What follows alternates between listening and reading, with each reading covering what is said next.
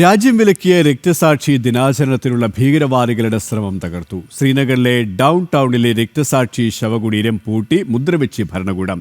ഭീകരവാദ നീക്കങ്ങൾ കശ്മീർ താഴ്വരയിൽ വെച്ച് പൊറുപ്പിക്കില്ലെന്ന് സർക്കാർ വ്യക്തമാക്കി. ശ്രീനഗറിലെ ഡൗൺ ടൗണിലെ ജൂലൈ 13 രക്തസാക്ഷി ശവകുടീരം പൂട്ടി.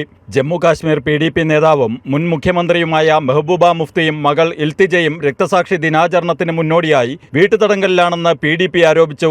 കഴിഞ്ഞ ദിവസം ഇൽത്തിജ സമൂഹമാധ്യമങ്ങളിൽ വീഡിയോ പങ്കുവച്ച് മെഹബൂബ വീട്ടുതടങ്കലിലാണെന്നും കാശ്മീർ രക്തസാക്ഷിത്വ ദിനാചരണം മുടക്കാനാണ് പോലീസ് ശ്രമമെന്നും ആരോപിച്ചിരുന്നു.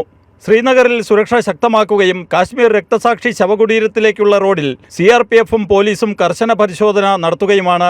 കാശ്മീരിൽ 1931 രാജഭരണകാലത്ത് രാജാവായിരുന്ന ഹരിസിംഗിനെതിരെ മുസ്ലിം കലാപകാരികൾ അധികാരം പിടിക്കുക എന്ന ലക്ഷ്യത്തോടെ നടത്തിയ വൻ കലാപത്തെ രാജാവിന്റെ പടയാളികളായ ദോഗ്ര ഫോഴ്സ് നേരിട്ടതിനെ തുടർന്ന് കൊല്ലപ്പെട്ടവരുടെ സ്മരണയ്ക്കാണ് ജൂലൈ 13 രക്തസാക്ഷി ദിനാചരണം.